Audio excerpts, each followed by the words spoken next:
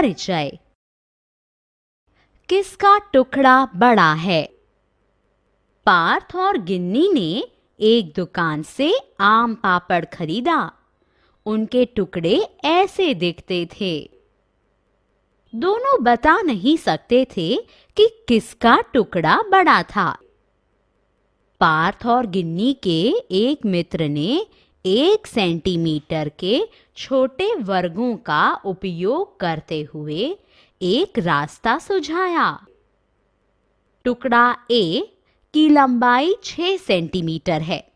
इस प्रकार 1 सेंटीमीटर के 6 वर्गों को इसकी लंबाई के साथ व्यवस्थित किया जा सकता है और टुकड़ा ए की चौड़ाई 5 सेंटीमीटर है।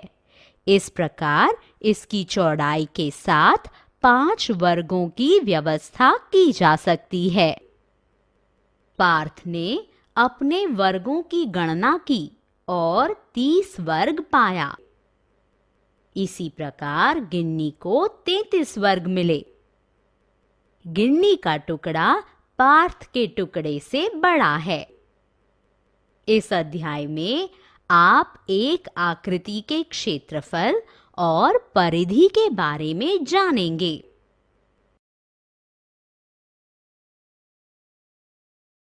उद्देश्य।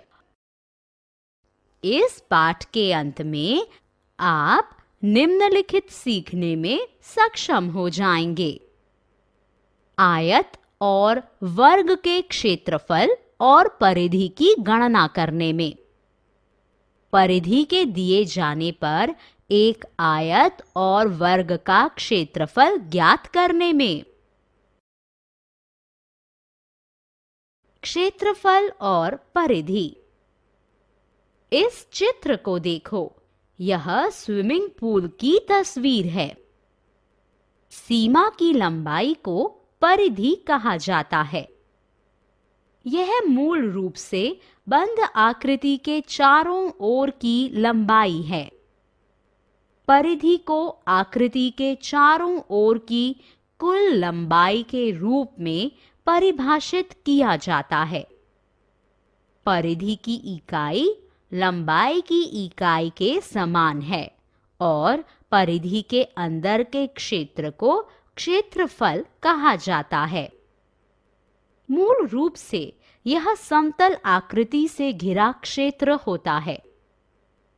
क्षेत्रफल को एक समतल आकृति द्वारा घेरे गए कुल क्षेत्र के रूप में परिभाषित किया जाता है।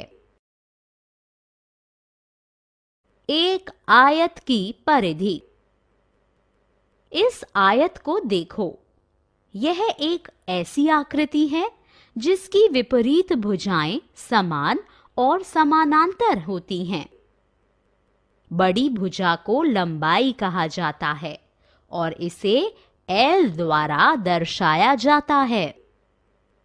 छोटी भुजा को चौड़ाई कहा जाता है और इसे B द्वारा दर्शाया जाता है। ये दो भुजाएं लंबाई L और ये दो भुजाएं चौड़ाई B हैं। अतः यह लंबाई और चौड़ाई आयत की परिधि होगी। इसलिए परिधि L जमा B जमा L जमा B के बराबर होती है, जो 2L जमा 2B के बराबर होती है। जैसे कि 2 दोनों में समान है, इसलिए इसे 2 गुणा L जमा B के रूप में लिखा जाता है। अगर हमारे पास L बराबर 7 सेंटीमीटर और B बराबर 4 सेंटीमीटर हैं, तो परिधि 2 गुणा 7 जमा 4 होगी, जो 2 गुणा 11 के बराबर है, जो 22 सेंटीमीटर होता है। वर्ग की परिधि। आइए एक वर्ग पर नजर डालते हैं। वर्ग आयत का एक विशेष रूप होता है जिसमें चारों भुजाएं बराबर होती हैं। इसे S द्वारा दर्शाया जाता है। इसलिए इसकी परिधि S जमा S जमा S जमा S के बराबर होती है, जो कि 4S के बराबर है। यदि हमारे पास S बराबर 7 सेंटीमीटर है, तब परिधि 4 गुणा 7 होगी, जो 28 सेंटीमीटर के बराबर है। वर्ग और आयत का क्षेत्रफल। आइए 1 सेंटीमीटर की प्रत्येक भुजा वाला एक वर्ग लेते हैं। इस वर्ग का क्षेत्रफल 1 वर्ग सेंटीमीटर है। यह क्षेत्रफल की मानक इकाई है। आइए अब 5 सेंटीमीटर की लंबाई और 3 सेंटीमीटर की चौड़ाई वाले एक आयत को देखते हैं।